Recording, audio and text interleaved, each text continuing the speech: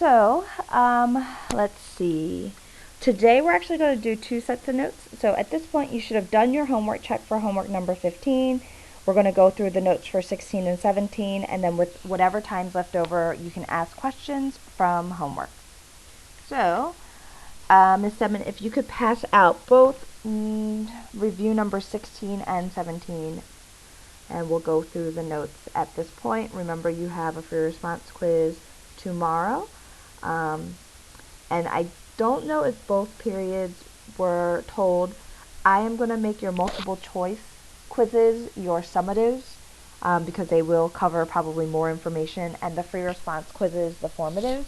That is also because more of you do well on the multiple choice than you do on the free response. All right. Exponential growth and decay. So, the special statement.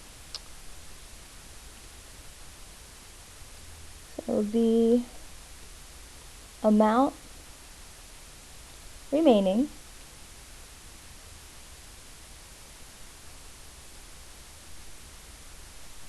I guess it would increases or decreases, changes. We can use the word changes at a rate proportional to the amount present. And we talked about the fact that when you hear that statement, it is telling you it is the amount remaining changes, that's the rate, this just means rate changes, at a rate proportional means multiplied by a constant k, to the amount present. So the amount that you have is your y value. And so that's where we got that differential equation. This here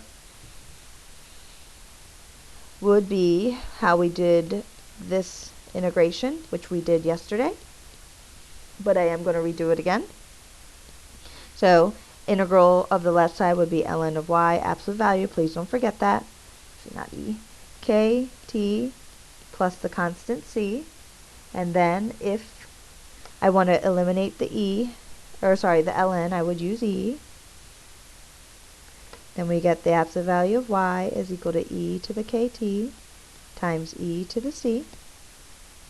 And we get y is equal to plus or minus e to the c times e to the kt. And then we can call that a. So we pretty much just get left with an exponential equation. Okay? So this statement pretty much tells us that we have some kind of exponential growth or decay. Talking about bacteria, a lot of times you'll hear about half-life, double life, and so on. This would be something similar. So it says the bacteria in a certain culture increases at a rate proportional to the amount present, B being the bacteria. So that would be my starting. We already know how this is going to play out. Oh, I can't integrate just yet. Calm down. The bacteria divided by B is equal to K dt. I'm going to go through this little piece pretty quickly. ln of B is equal to KT plus C. And we end up with absolute value of B is equal to e to the KT times e to the C, and B is equal to, because I'm going to use the plus or minus right here to cancel the absolute value, A e to the KT. So the amount of bacteria, this is our constant, this is actually really your initial value. This is our constant that we use for the rate, and then T here is your time. This is compounding continuously, which is why a lot of times this K may not be the percentage of change exactly. But in this case, I got up to this part right here, done that, if the number of bacteria doubles in 3 hours. So in 3 hours,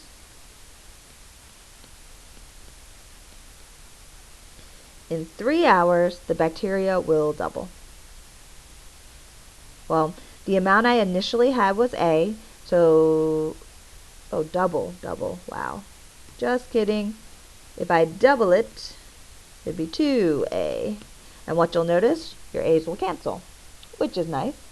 And how many hours will it then triple?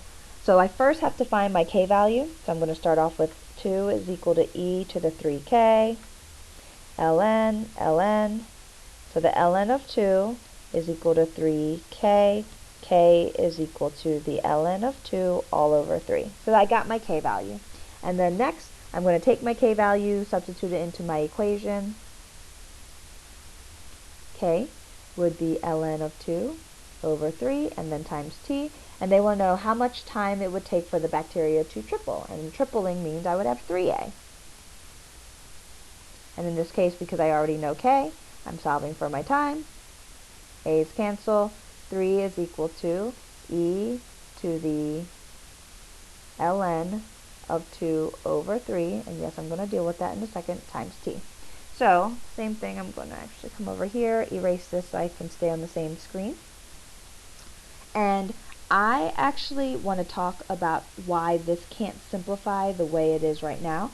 The easiest way to remember why it doesn't simplify is because the e and the ln of 2 are not directly adjacent to each other. That's kind of like a cheating way of saying it, but because of that, 3. That's the reason why I can't just go and cancel it. So I'm going to rewrite that as e to the ln of 2 times a third, and then times t again. So that third, we can then raise 2 to the third power, 1/3 power.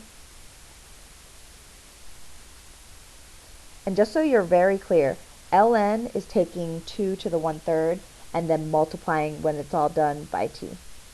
Okay? So that will cancel.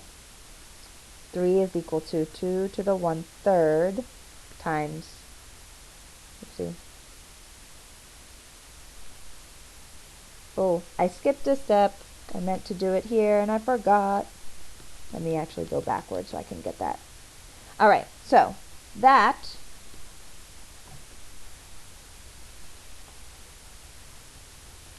sorry, I need to think for a second. So, the way I'm going to look at this is, it is e to all of this, and then to the t power, which is how you can multiply powers. It just kind of helps me visualize this for you. So this will cancel, and you end up with 3 is equal to 2 to the 1/3 to the t power. Okay? So now that I have that, I'm going to need an ln. I really do feel like there was a faster, easier way to do this, but this is how I'm seeing the problem. And then when I do that, I end up that we get ln of 3 is equal to t times the ln of 2 to the 1/3. Do that. Alright, come over here, I'm going to erase this guy. And we end up with t is equal to ln of 3 over the ln of 2 to the 1/3, which we could rewrite that 1/3 because you'll notice none of these have a 1/3 in it. We can rewrite this as ln of 3 all over 1/3 ln of 2. Dividing by a third is the same thing as multiplying by 3. So, if I did not make a mistake, hopefully, and the answer is A. Alright, I believe there aren't many questions in this packet at all. So the other skill that you also have to be able to do is, given the relationship of dy dt is equal to k times y, and given 2 points, 1 comma 5 and 2 comma 6, something easy, you should be able to, number 1, get the equation y is equal to a e to the kt, and then you should be able to solve a system of equations to be able to figure out what your a value is, what your k value is, and write the equation given 2 points. Alright? That becomes a system of equations.